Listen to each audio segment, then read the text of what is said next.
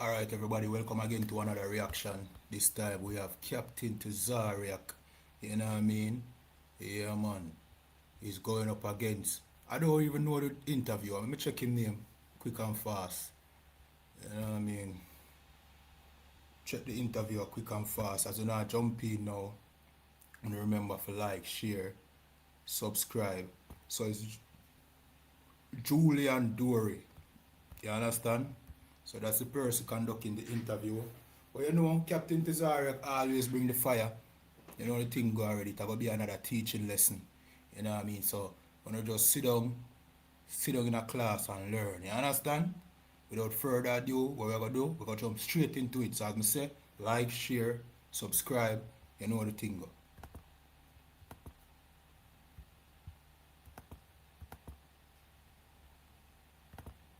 To Israelites in black and brown neighborhoods, and we teach them to stop being violent against each other.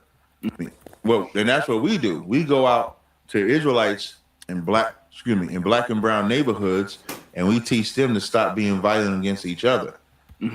So that's what that is. That's not talking about another nation doing something to us. Christ never talked to other nations. He never talked to other nations. Except that one white woman, he called her dog a female dog. You know what a female dog is? Yes. Oh, you can say that. Yeah. So he called the white woman a... Jesus called a white woman a... Yeah, he said it's not good. He said it's not good to take the children's bread and cast it to the dogs. Oh, Jesus. That's what he said. He called a baby. Jesus was a gangster. You know, he beat... Excuse me, he beat...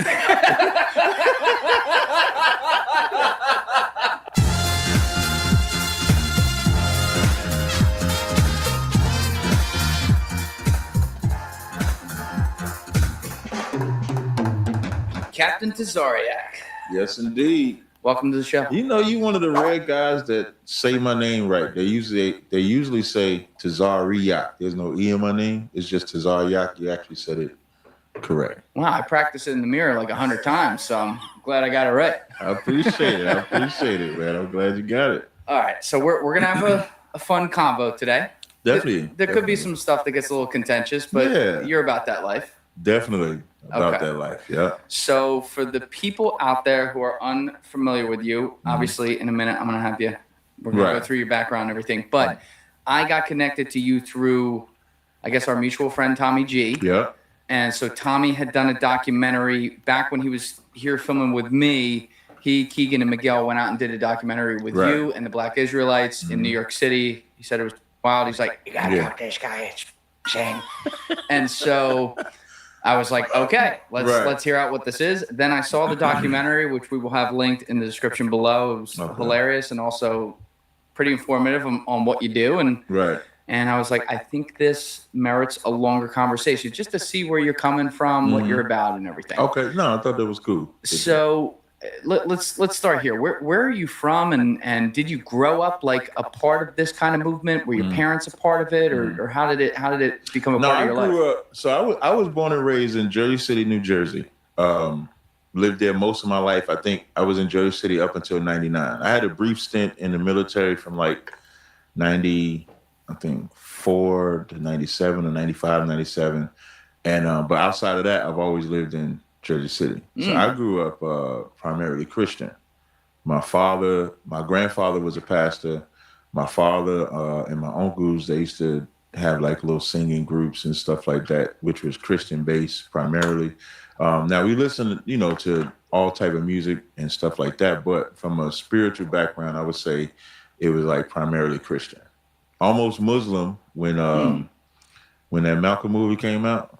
Oh yeah, Denzel Washington. Denzel Washington made a lot of black people become Muslim just off the movie. Because even if you didn't know nothing about the Nation of Islam and what they believed in, that movie on Malcolm was so inspiring. Like when he did like this and did like that, and they moved. Yeah. Like to see that type of militancy of brothers, it sparked people to get into it. So I was close to being a Muslim, but my belief in Christianity at the time.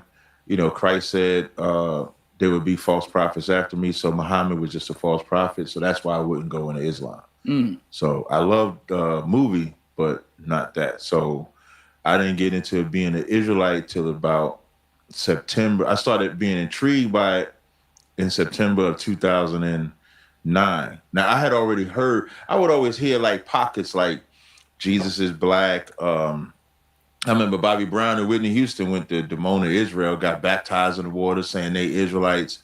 So I would always hear about that stuff, but it was never, I was out in the world doing all type of evil. So it didn't really, hustling. It could be hustling, selling drugs, smoking weed, stuff like that. So being super spiritual wasn't on my radar.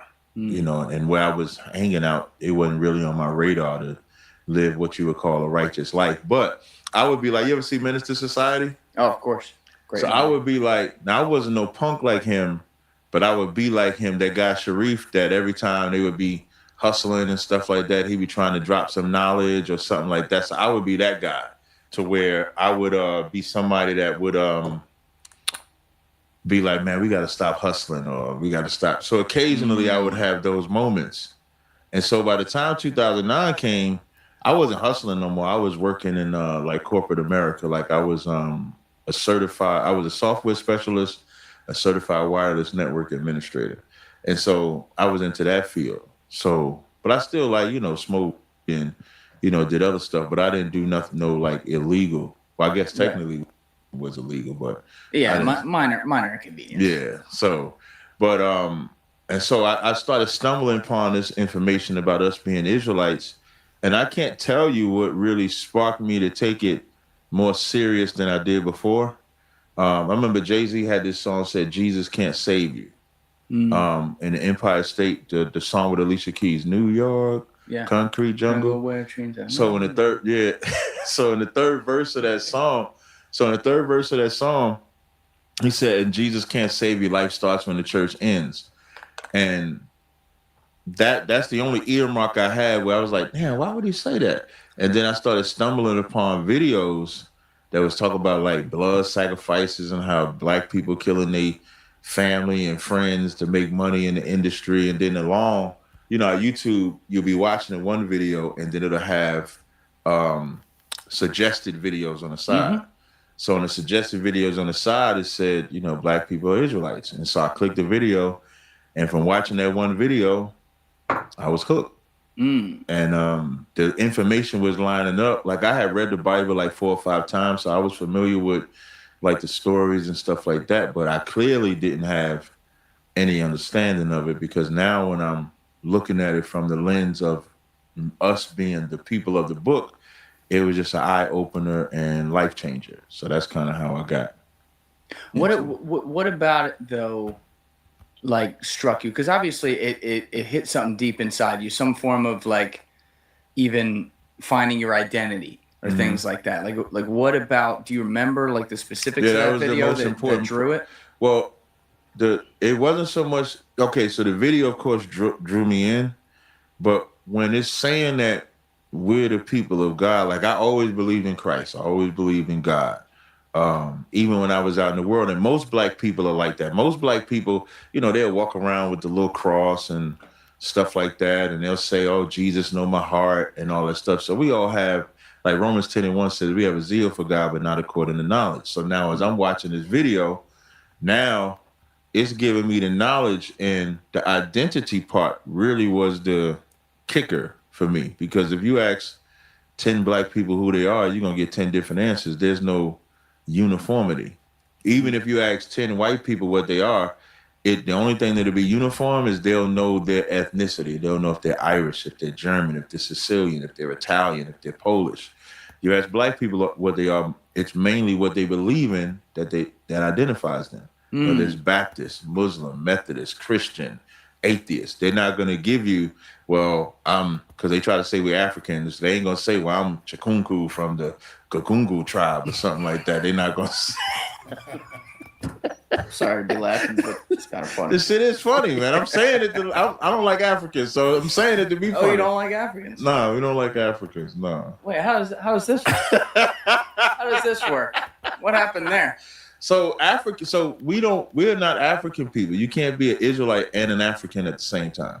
All right, maybe we should define that now so people can understand. Because my thought, just like when I first heard it and I hadn't seen anything about it, my thought was, okay, I assume this has of course, it's some sort of biblical interpretation, but it has something to do with the fact that you guys think that you originally emanated from there, which means like every other type of person that's ever existed too. If you emanate from somewhere, you spread out to other places over human history. It sounds like that's not the case.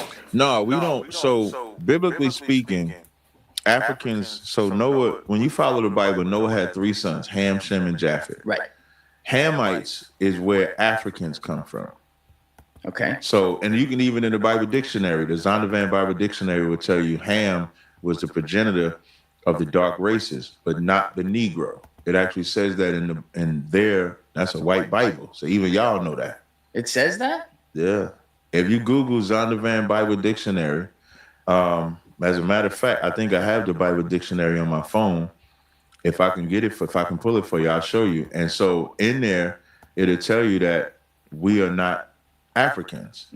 So the progenitor of Ham became the progenitor of like the Egyptians, the Libyans, the Canaanites, Ethiopians, etc. So when you look at the bloodline or the ethnic line, Abraham comes from Shem. Yeah. So he's totally separate from Ham. Got it. Just like Arabs. Arabs wouldn't be Ham either. Y'all, white people, y'all not Hamites either. We all come from a Shemitic bloodline. You know, they'll probably say this is controversial. I don't know how they'll look at it, but when we always talk about the origin of white people, even our concept is different than what most people think. How's your concept different? Because Jacob and Esau, Jacob became the progenitor of what you call blacks, Hispanics, and Native Indians today. Esau became the progenitor of white people. And so we share the same Isaac and Rebecca, mother and father. And me do. Yeah, in origin. Interesting. Mm-hmm. But God said, when God spoke to Rebecca in Genesis 25 and 23, he said, 2 manner of people are in your wombs, because we was fighting in the womb. Oh, we were duking it out in there. Yeah, we was, because as we fighting and struggling in the womb, Rebecca goes to the Lord and say, why is this happening? And God told her, 2 nations are in thy womb, and 2 manner of people shall be separated from thy bowels. That's why, although Jacob and Esau was brothers, Esau's way of living and lifestyle was in total contrast to Jacob's way of living and lifestyle, which is what we are today. Black and white, we damn near can't separate from each other or join each other without conflict. The website you've got in your head. Interesting. Like y'all won't let us free. Why not? You gotta ask your people. You're not free right now? No, we ain't free. We in a halfway house. What do you mean you're in a halfway house? So you know, all like right, it's starting. Let's go. Yeah. So you know, like in the halfway house, you're not like in prison. So you're not like on 24-hour lockdown. So in the halfway house, you get to move around a little bit and stuff like that. Got freedom, but don't go too far. Right. That's black people in America. We're in the halfway house, because if you ever enslave a people and then you say that they're free, but then they still have to live where they were enslaved, how could they be free? I always use like the Jewish people, for example. They didn't leave them in Germany.